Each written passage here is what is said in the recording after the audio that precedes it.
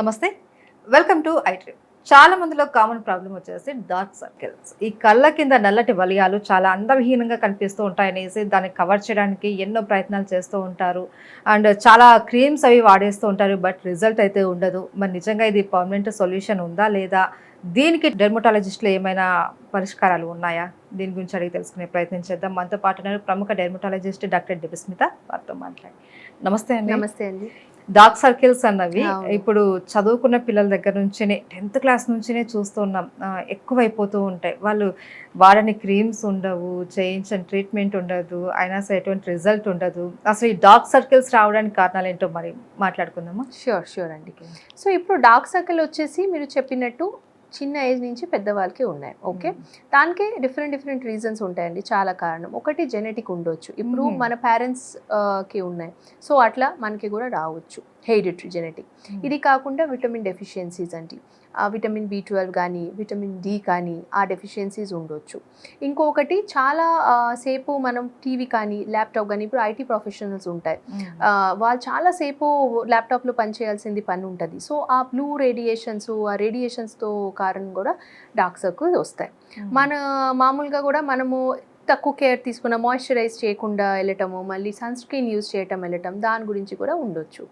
ఇంకా last but not the least, కొద్ది పెద్దవాళ్ళు ఏజ్ అయినప్పుడు మనకి అక్కడ ఏముంటుంది అంటే మనకి ఫ్యాట్ ప్యాడ్స్ ఉంటాయండి, అది రీఅబ్జర్వ్ అయిపోతుంది విత్ ఏజ్. సో మనకి హాలోనెస్ అయిపోతుంది ఆ కళ్ళ చుట్టుపక్కల. ఓకే, సో అది మనం డార్క్ సర్కిల్స్ అనుకుంటాము, కానీ అది యాక్చువల్గా డార్క్ సర్కిల్స్ కాదు, అది హాలోనెస్ క్రియేట్ అయిపోయింది. సో అది మనము ఒకసారి పేషెంట్ క్లయింట్ వచ్చిన తర్వాత మనం ఒకసారి అసెస్ చేసుకొని ఇవన్నీ రూల్ అవుట్ చేసి దాని తర్వాత we decide on the treatment అన్నమాట.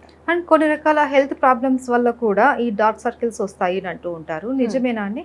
ఉండొచ్చు అండి, థైరాయిడ్ ఇష్యూస్ ఉంటే ఉండొచ్చు. అండ్ ఒక్కొక్కసారి స్ట్రెస్ కూడా అండి, స్ట్రెస్ చాలా అగ్రవేట్ చేస్తుంది డార్క్ సర్కిల్స్కి. మనకి ఏమైనా మెంటల్ యాంగ్జైటీ ఉండొచ్చు, ఫిజికల్ యాంగ్జైటీ, నిద్ర తక్కువ చాలా పెద్ద కారణం అది. సో నిద్ర తక్కువ అవ్వడానికి, రెగ్యులర్ ఫిక్స్డ్ స్లీప్ సైకిల్ మనకి లేనప్పుడు ఇట్లా రావచ్చు. అండ్ కొంతమంది ఏంటంటే మేము దీనికి ట్రీట్మెంట్ తీసుకున్నప్పుడు బాగానే ఉంది, మళ్ళీ స్టాప్ చేసిన తర్వాత మళ్ళీ రిపీట్ అయిపోయింది, దీనికి ఇంకా అసలు తగ్గదు ఎక్కడా కూడా అనేసి అంటూ ఉంటారు. నిజమేనా దీనికి డార్క్ సర్కిల్స్కి?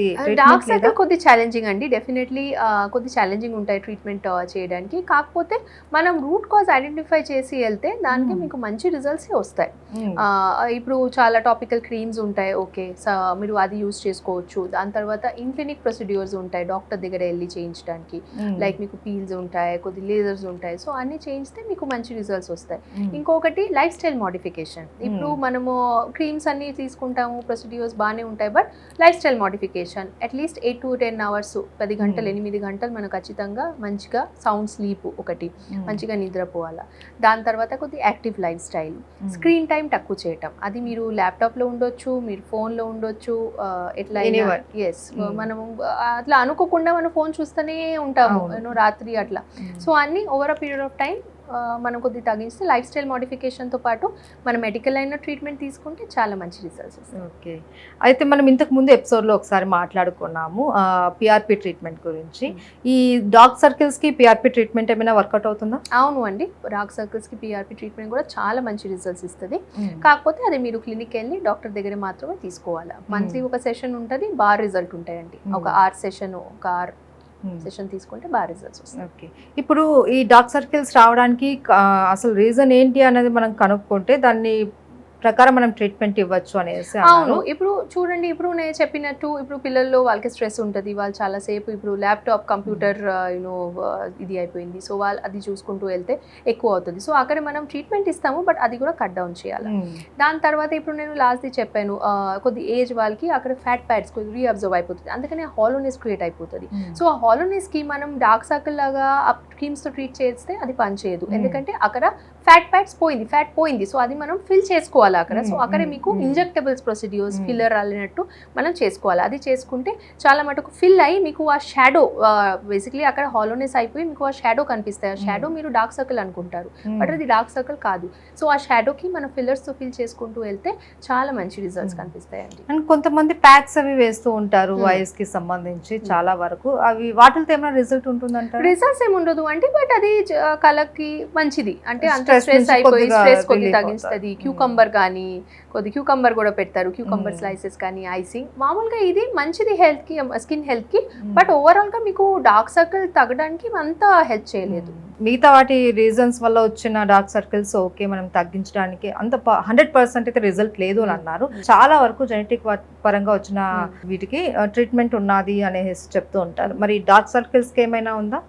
సేమే అండి, సేమే. అసెస్ చేసుకొని విటమిన్ డెఫిషియన్సీస్ ఏమైనా ఉందా లేదా లైఫ్ స్టైల్ ఎలా ఉంది చేసుకొని దానికి మీరు క్రీమ్స్ ఇచ్చి దానికి ప్రొసీడ్యూర్స్కో తీసుకెళ్తే బాగానే రిజల్ట్స్ వస్తాయండి. 3 to 4 months వెయిట్ చేసుకోవాలా, ఖచ్చితంగా మీకు రిజల్ట్స్ వస్తాయి. ఓకే, ఏదైనా సరే మనం ఫస్ట్ నుంచి జాగ్రత్త తీసుకుంటూ ఉండాలంటే వన్స్ వచ్చింది అంటే దానికి పర్మనెంట్ సొల్యూషన్ అన్నది మనము ఇవ్వడం కష్టమే.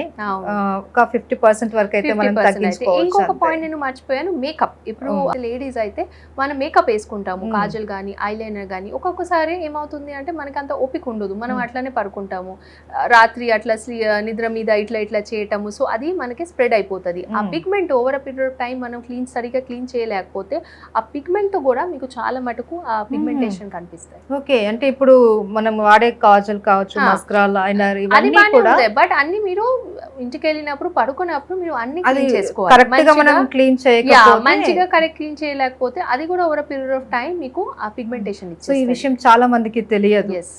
సో ఏంటి ఒక కాజలే కదా ఏమున్నదిలే అనేది లైట్ తీసుకుంటూ ఉంటారు. బట్ అది కూడా మనకు ఒక పిగ్మెంటేషన్ లాగా అది కూడా మీరు ఖచ్చితంగా క్లీన్ చేసుకొని నార్మల్ మేకప్ రిమూవర్ తో క్లీన్ చేసిన, టోన్ తో క్లీన్ చేసిన, ఎట్లయినా క్లీన్ చేసుకొని అప్పుడే మీరు పడుకోవాలా. అట్లా విత్ మేకప్ మనం ఎప్పుడు పడుకోవద్దు. Okay, right. Thank you so much. Thank you అండి.